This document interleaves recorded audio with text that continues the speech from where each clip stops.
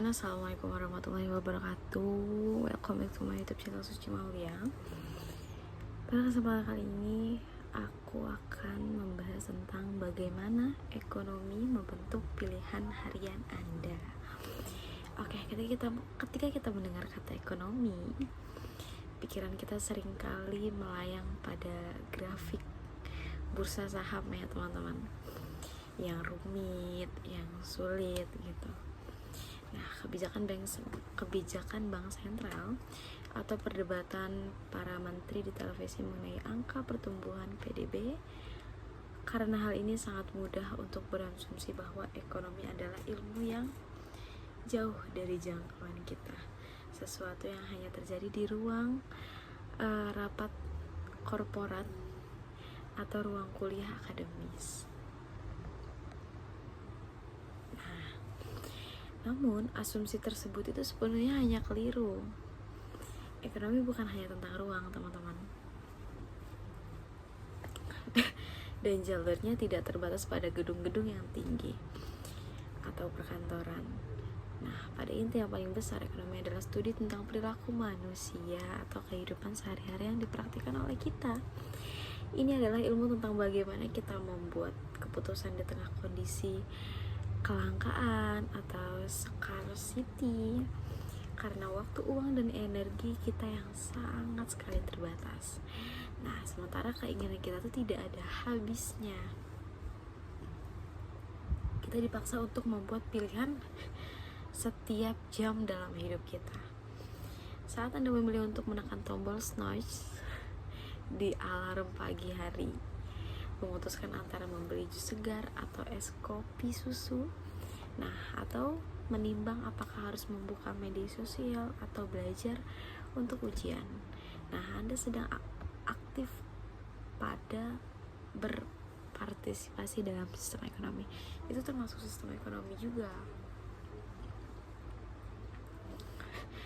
Ada kekuatan ekonomi tidak terlihat yang mengarahkan tangan Anda setiap kali Anda mengambil keputusan.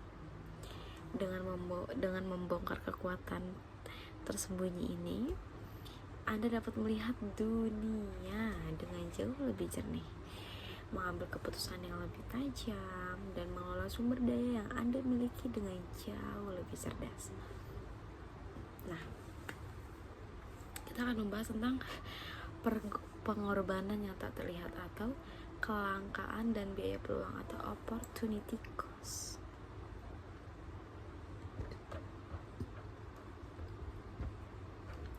Teman-teman, untuk memahami bagaimana ekonomi membentuk hari-hari Anda harus memahami aturan main utamanya.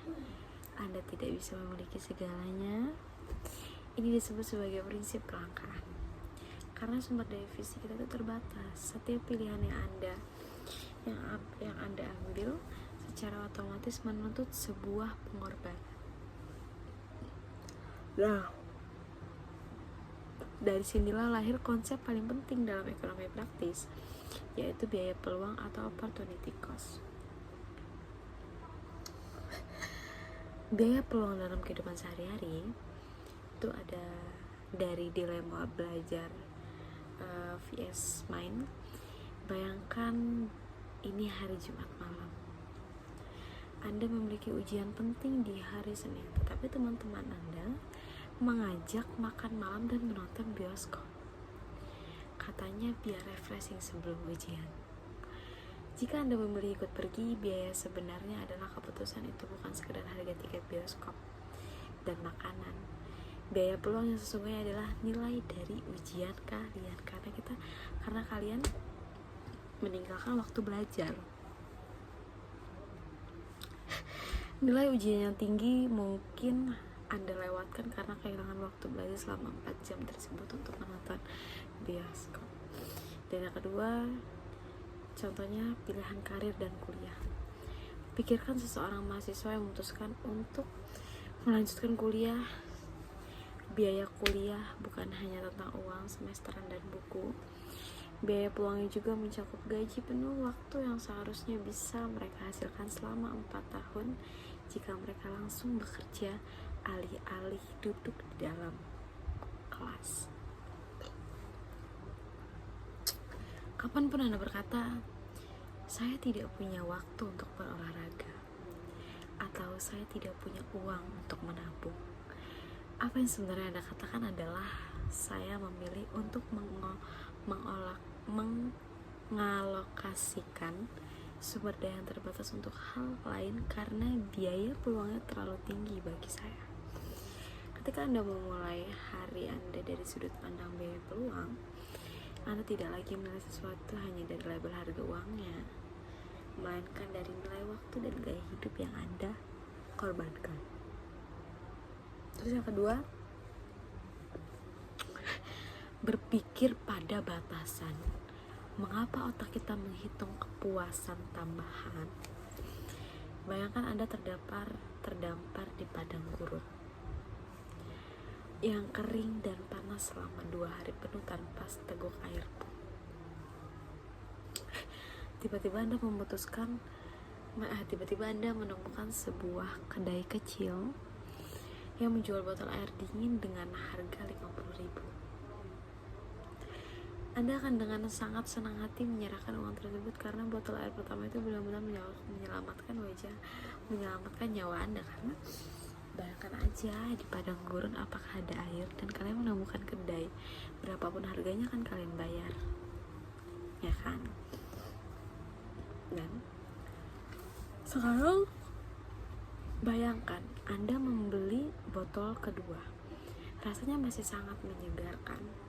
Anda membeli botol ketiga, keempat, hingga kelima. Pada saat Anda mencapai botol keenam, perut Anda sudah kembung dan kaku. Jika penjual mencoba menawarkan botol ketujuh dengan harga yang sama, Anda bisa menolaknya. Mengapa? Ya karena harga airnya tidak berubah, tetapi nilai air tersebut bagi Anda telah merosot tajam. Jadi skenario ini menggambarkan hukum penurunan nilai guna tambahan atau law of diminishing marginal utility. Dalam istilah ekonomi, marginal berarti penambahan 1 unit ekstra nilai guna adalah utility. Jadi berarti kepuasan atau manfaat. Hukum ini menyatakan bahwa semakin banyak Anda mengonsumsi barang atau jasa tertentu, kepuasan tambahan yang Anda dapatkan dari setiap unit baru tersebut lambat atau akan turun.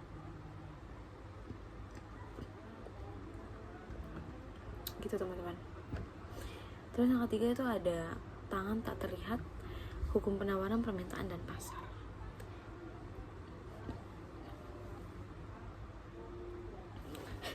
Kita seringkali menganggap remeh betapa efisiennya masyarakat modern bekerja. Ketika Anda berjalan ke supermarket lokal, di sana sudah tersedia apel segar yang dipetik dari perkebunan yang tentunya jaraknya ratusan kilometer. Susu dari peternakan yang lokal, sehingga barang elektronik yang dikirim dari luar negeri. Tidak ada satupun presiden atau pemimpin dunia yang memerintahkan agar barang-barang itu diletakkan di rak tersebut khusus untuk Anda. Lalu bagaimana semua barang itu bisa sampai di sana gitu kan? Nah ya tadi adanya permintaan dan penawaran dan pasar. Pada tahun 1776, seorang filsuf ekonomi bernama Adam Smith menggambarkan fenomena ini sebagai tangan tak terlihat atau the invisible hand. Dalam ekonomi pasar bebas, individu yang bergerak demi memenuhi kepentingannya sendiri secara alam akan saling bekerja sama dan menciptakan sistem yang efisien. Dan bahasa utama dari tangan tak terlihat ini adalah harga. Nah, harga bukanlah angka acak yang ditentukan secara sewenang-wenang oleh perusahaan ya teman-teman.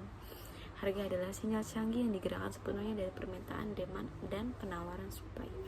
Jadi permintaan mewakili sisi konsumen. Ketika harga suatu barang turun, maka lebih banyak orang yang ingin membelinya. Betul, kalau harganya murah pasti kita juga bakal beli. Tapi ketika penawaran memiliki si produsen, ketika harga barang naik, produsen ingin memproduksi lebih banyak barang tersebut demi mengejar keuntungan yang lebih tinggi.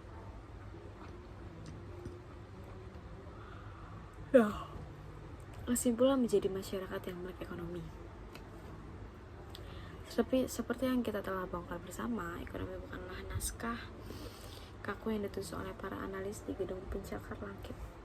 Ekonomi adalah peta hidup dari keinginan manusia, kelangkaan, dan strategi. Lain kali teman-teman, saat Anda membuka dompet, memilih cara menghabiskan waktu luang, atau melihat diskon yang mencolok, ambilkan jeda sejenak. Tanyakan pada diri Anda, kekuatan ekonomi tersebut apa yang sedang mencoba mempengaruhi pilihan saya saat ini, dan bagaimana saya bisa memanfaatkan untuk mengambil keputusan yang lebih bijak demi masa depan. Nah, oke teman-teman, segitu saja materi dari saya tentang kekuatan tersembunyi bagaimana ekonomi membentuk pilihan harian Anda. Semoga bermanfaat dan bisa dipelajari di rumah. Saya akhiri, wassalamualaikum warahmatullahi wabarakatuh.